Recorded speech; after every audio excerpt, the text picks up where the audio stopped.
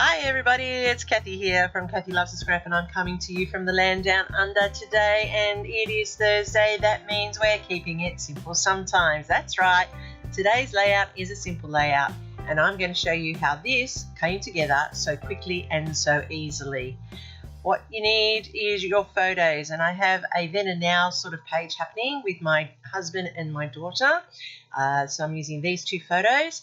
I have these beautiful papers here that I'm going to use, and I'm using both sides of one and a single side, so I have a base that I'm going to build on. And these are Paige Evans papers, and they're just lovely. So I do like this star on this side here, and that's going to be part of it, but I'm also using the darker reverse side to match up with the triangular parts at the top of this layout. So I'm going to cut a 5-inch by 12-inch strip, which is going to run across the top there, and then I'm going to cut in a 7-inch base down the bottom, 7 by 5, and that's the blue down the bottom. Now with the stars, I'm actually going to cut an off-center triangle, so it's not going to be in the center. I want it to be off the center, and I'm going to use this as a tuck spot on the layout. So that was a quick and easy way by using 2 sheets of paper to lay up this layout. Now you can use any double-sided piece of paper, or you could use 3 individual pieces of paper, your choice, but this is how you can quickly put together a layout that looks very effective and has some very good focal points on it. So I'm just laying in the triangle under here, so it looks like that page has been folded down or folded back on itself, and that's the beauty of double-sided papers. You can do that, and it creates that illusion of the fold. And I'm leaving that pocket there because I'm going to be tucking a photo in. Now, you know me, I try very hard to resist the urge to put the border in, but when I know I'm going to mount my photos, I just have to put a border on my page. Now I'm looking at the colours in this layout because I don't want my photos to fade in, so I need to match up my colours, and this is how I do it. I put my photo in, and I can see that the blue is just fading away, whereas if I bring in this rusty reddy orangey red, I am picking up the star paper, and then I can put the green in on top of that to give it the double mount.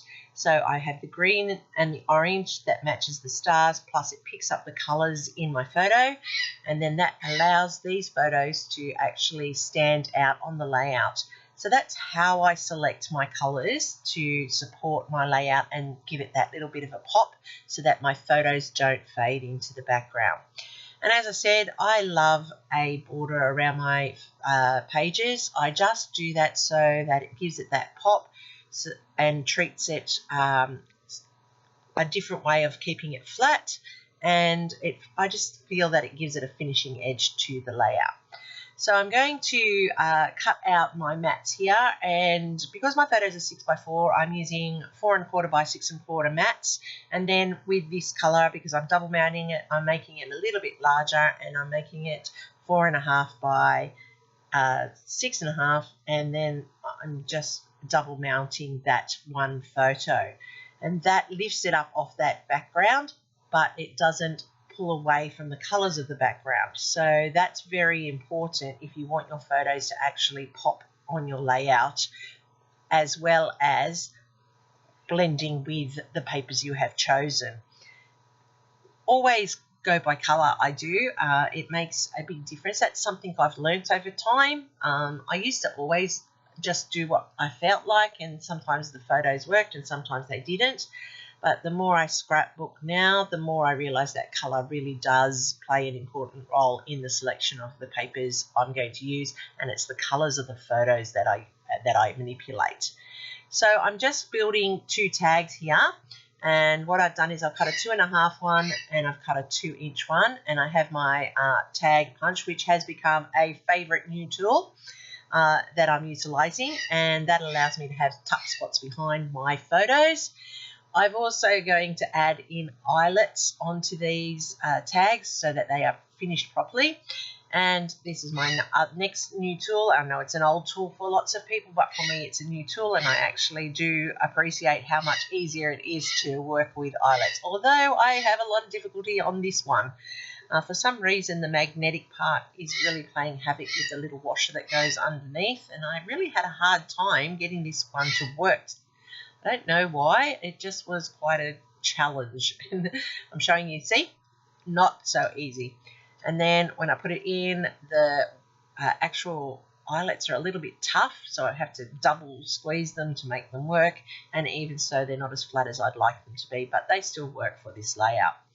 So once I've put the eyelets in, I have now got finished tags that I'm able to dress up, because don't leave them naked, as Scrappy Adam says. So I put in some thread to finish those off, and I'm using some green embroidery thread here that I had sitting over to the side. Luckily, didn't have to go too far to look for it, and that just finishes off those tags so that they look complete and the colours all complement the layout.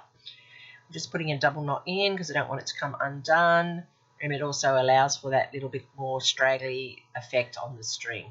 So I'm then going to tuck those in behind the photo, like I said, and that allows for another visual cue for the eye to roam the page. They're just going to sit in behind there. Alright, so I've gone through a whole lot of ephemera, and I've pulled it out that matches the colours on this layout, and I'm just going to build where I want these clusters. And it's always nice to add a little bit of height to your clusters and draw similar elements into them. So I have the flowers in all of those clusters, and I'm also adding in little key phrases, and I'm tucking in that one up the top there with those two tags. I've pulled out some flare here, and I'm going to just add these 3 little flare buttons into the cluster, and so you can now see the visual triangle establishing itself across the layout. So off screen I have attached all of that. I'm just going to put in the final blue one there that I forgot to attach, and off the puffy stickers here, they're American Craft puffy stickers. I'm going to add in 3 little circles that have hearts, and they're the perfect colours for this layout, and so they blend beautifully in with those clusters and finalise that look there. So I have now got the 3 little hearts, and that is a definite triangle, and you can see it. And I'm just going to add in some pops of colour here in the tealy bluey colour. And the best thing about pops of colour, when you flick them like I am just now, they turn into faux enamel dots. Adding in some stickles here or some glimmers allows a little shimmer to the page, and then that's basically it. That's how you create an effective layout very quickly using just 2 pieces of paper, 3 at the most, and some ephemera. Tucking in the 2 photos there, and that's how it looks effective.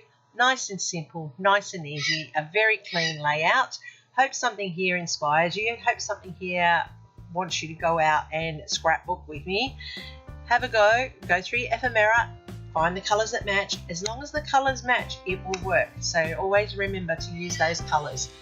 And this is my layout. This is my son, my daughter with her dad, my husband.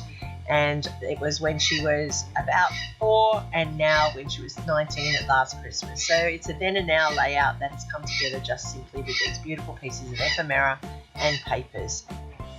So hopefully something inspired you today, and you'll go and have a go at creating this layout. I'm Kathy from Kathy Loves to Scrap, coming to you from the land down under. I thank you once again for coming. Give me a thumbs up if there was something that you liked today. Don't forget to hit that subscribe button to get the next notification of my new layout. Thank you to all who keep coming back and leaving me comments. I really do appreciate the feedback. Find me on all my socials under my name, Kathy Loves to Scrap, including Instagram, where all my layouts end up, even those without a video. And I really do appreciate you coming by and watching. Happy scrapping till next time. Now, stay tuned for the next video.